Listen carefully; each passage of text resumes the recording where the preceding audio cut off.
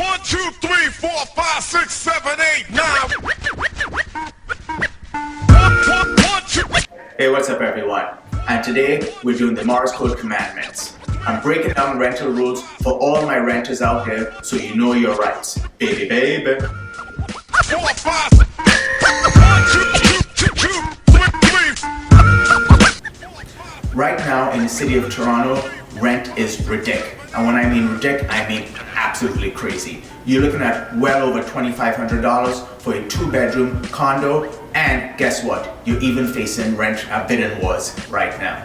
So what I'm going to do today is break down all the rules and your rights as a tenant so you don't get hustled out there in this rental game. First Morse Code commandment: thou cannot raise rent as much as they want. That's correct. Your landlord cannot raise rent to whatever they feel like it, no matter how hot the market is. Keep this number in mind, 1.8%. That's how much your landlord can raise rent on you for the year of 2019. However, they can raise rents as there's no rent control on anything that's brand new and occupied after Morse Code commandment number 2. Thou shalt only fill out lease forms from the province of Ontario. That's right. As of April 2019, all leases have to be filled out on the provincial standard forms.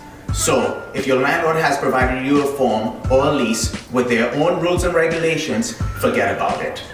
So, when you're filling out your lease form, make sure it's the one provided by the province of Ontario, because it will protect your rights. And that covers all residential properties, may it be semi-detached, detached, condos, and even basement apartments.